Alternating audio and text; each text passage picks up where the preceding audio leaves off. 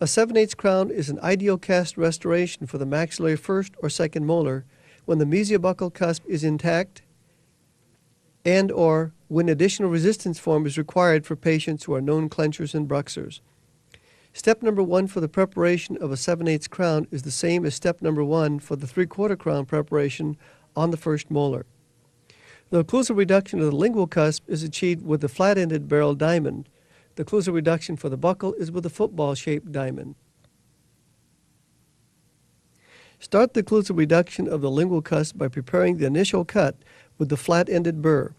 Prepare the entire diameter of the burr 1.2 millimeter and use this depth cut as a gauge for further reduction. It's critical that you have adequate occlusal reduction on the second molars. The crowns must have adequate thickness because they will experience the greatest amount of wear of the posterior teeth. Using large amounts of water spray in addition to the handpiece spray, continue the reduction mesially and distally. Follow the occlusal contour of the tooth. Remember to reduce enough in the distal lingual groove. Note also that the occlusal reduction of the distal lingual groove is in the same direction as the original groove.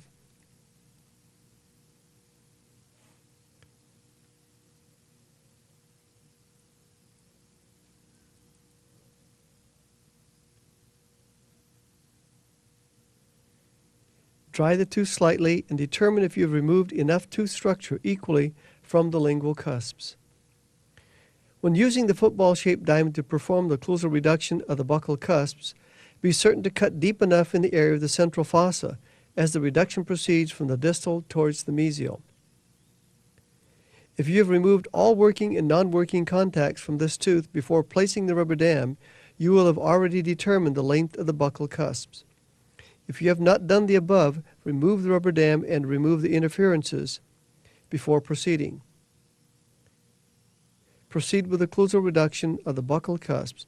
Note that more reduction of the distal buccal cusp is necessary than for the mesial buccal cusp. This football-shaped diamond is available in both coarse-cut and fine-cut diamond grits.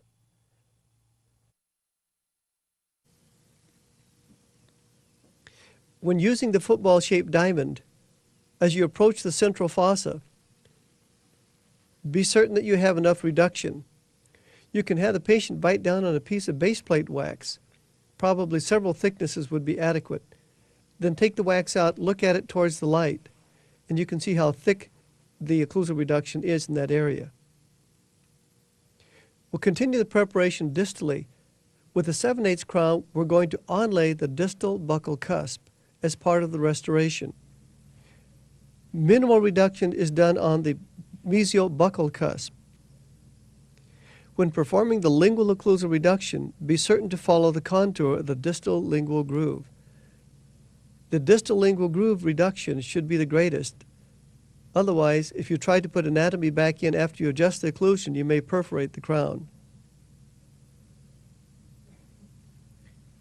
Dry the tooth slightly and evaluate the occlusal to verify that there is adequate reduction, that you have achieved a smooth, even surface.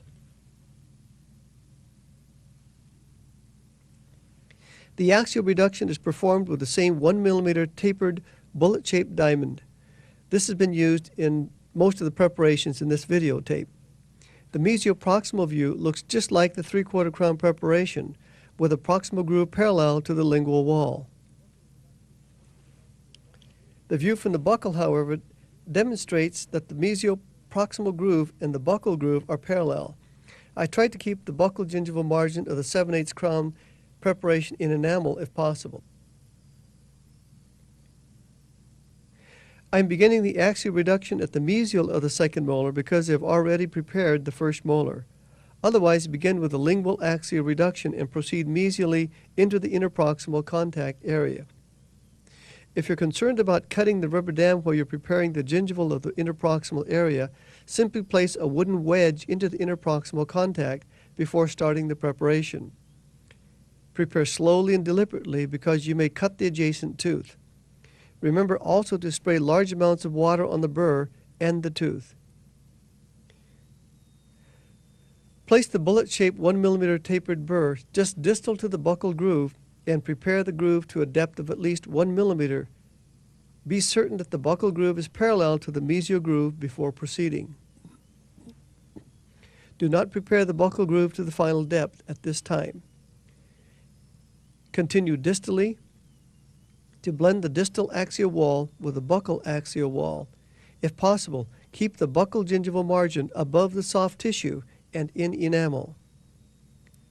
I also prefer to use a fine bullet-shaped tapered 1 mm diamond to smooth the final preparation. Carefully taper the occlusal third of the distal buccal axial wall slightly.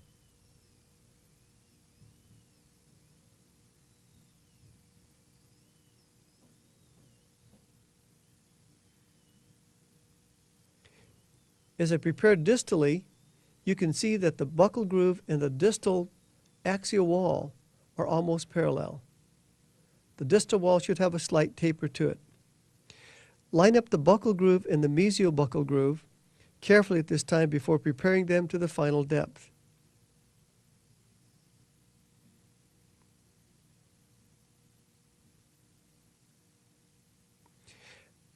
Now continue the preparation with the placement of the retentive grooves to their final depth. First the mesial groove and the buccal groove. Be careful not to undercut the buccal and the mesial walls. The final bevel from the grooves will be placed with the garnet and sandpaper disc.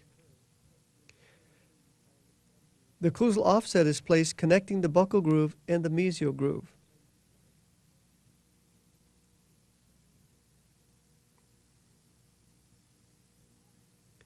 Do this step very carefully and very slowly.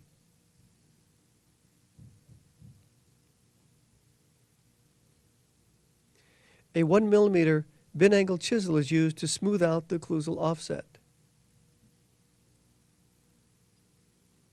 This occlusal offset connects the mesial groove and the buccal groove. It also provides a bulk of gold as close to the margin as possible, which keeps the margin from opening. The occlusal offset is seen being placed here with the 10G burr, and the occlusal reduction of the distal buccal cusp is with the fine football-shaped diamond.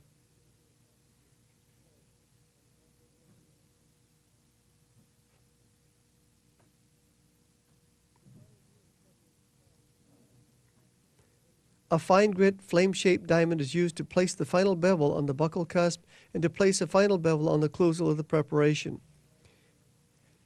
Fine garnet and fine sandpaper discs are also used on the mesial flares and the buccal flares in order to provide a slight taper. This allows the gold casting to seat without placing undue pressure on the margins. The flame-shaped diamond burr is now used on the buccal cusps to place the final bevel.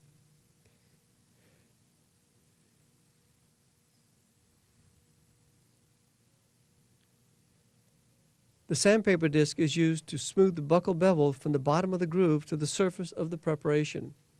This provides a slight taper towards the occlusal.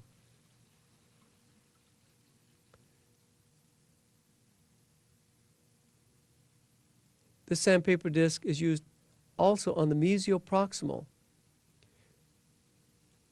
You should also place a slight taper occlusally on this mesial flare. A buccal view of the same restoration demonstrates the buccal groove was placed parallel to the long axis of the tooth. An occlusal view demonstrates both the mesial and buccal grooves that provide reciprocal retention along with minimally tapering axial walls.